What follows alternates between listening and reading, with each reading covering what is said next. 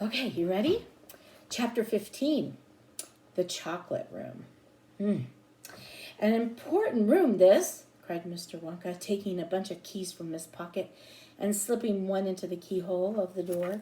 This is the nerve center of the whole factory, the heart of the whole business. And so beautiful. I insist upon my rooms being beautiful. I can't abide ugliness in factories. In we go then. But do be careful, my dear children.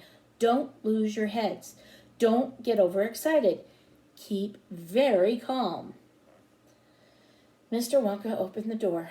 5 children and 9 grown-ups pushed their way in, and oh, what an amazing sight.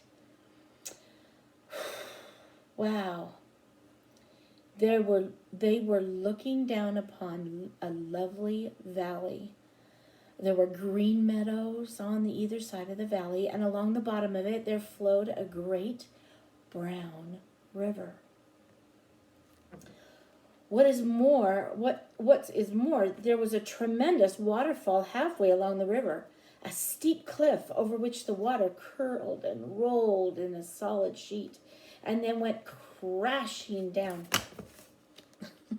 Turn the page fast. My poor book's falling apart. So the waterfall went crashing down into a boiling, churning whirlpool of froth and spray.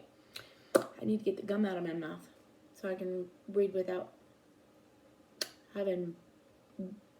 I don't have gum in my mouth. Okay. Below the waterfall, and this was the most astonishing of all, a whole mass of enormous glass pipes were dangling down into the river from somewhere up high in the ceiling. They really were enormous, those pipes. There must have been a dozen of them at least, and they were sucking up the brownish, muddy water from the river and carrying it away to goodness knows where. And because they were made of glass, you could see the liquid flowing and bubbling along inside them. And above the noise of the waterfall, you could hear the never-ending sucking sound of the pipes as they did their work. I'm going to show you a picture of it. It's kind of hard to see. But there's the river. There's the waterfall.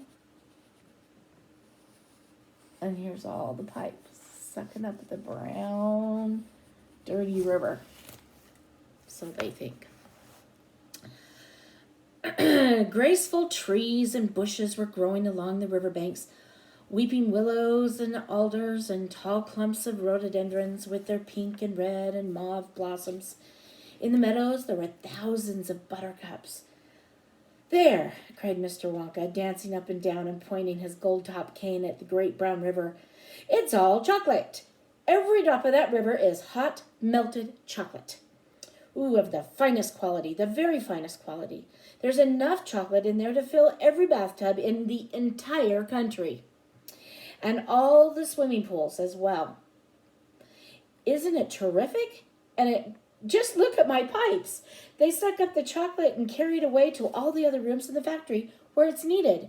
Thousands of gallons an hour, my dear children. Thousands and thousands of gallons. The children and their parents were too flabbergasted to speak. They were staggered. They were dumbfounded.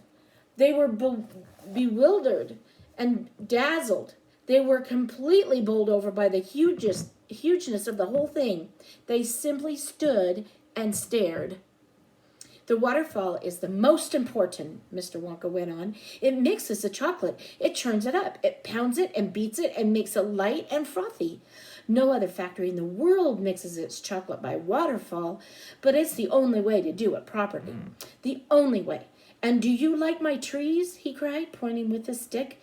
And my lovely bushes? Don't you think they look pretty? I told you I hate ugliness. And of course they are all edible. All made of something different and delicious. And do you like my meadows? Do you like my grass and my buttercups? The grass you are standing on, my dear little ones, are made of a new kind of soft, minty sugar that I've just invented. I call it swudge. Try a blade. Please do. It's delectable. Automatically, everybody bent down and picked up one blade of grass, and everybody, that is, except for Augustus Gloop, who took a big handful. And Violet Beauregard, before tasting her blade of grass, what do you think she's going to do? She took the piece of world record breaking chewing gum out of her mouth and stuck it carefully behind her ear. Isn't it wonderful? Whispered Charlie. Hasn't it got a wonderful taste, Grandpa?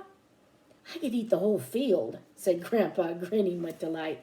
I could go around on all fours like a cow and eat every blade of grass in the field. Try a buttercup, cried Mr. Wonka. They're even nicer. Suddenly the air was filled with screams of excitement. The screams came from Veruca Salt.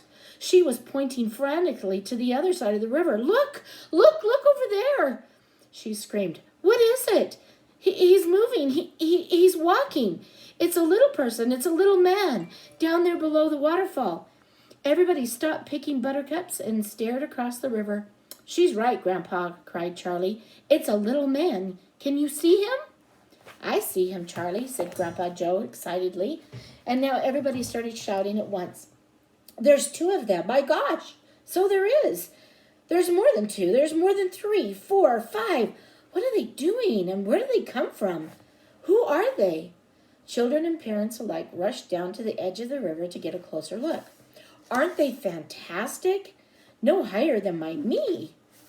Their skin is almost black. So it is. You know what I think, Grandpa? Cried Charlie. I think Mr. Wonka has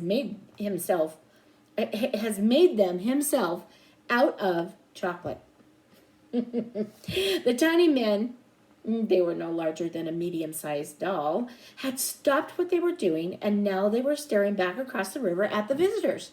One of them pointed towards the children, and then he whispered something to the other 4, and all 5 of them burst out into peals of laughter. Are they really made of chocolate, Mr. Wonka? Charlie asked. Chocolate? Cried Mr. Wonka. Nonsense. They're not. They're real people. They're some of my workers. That's impossible, said Mike Teavee. There are no people in the world as small as that.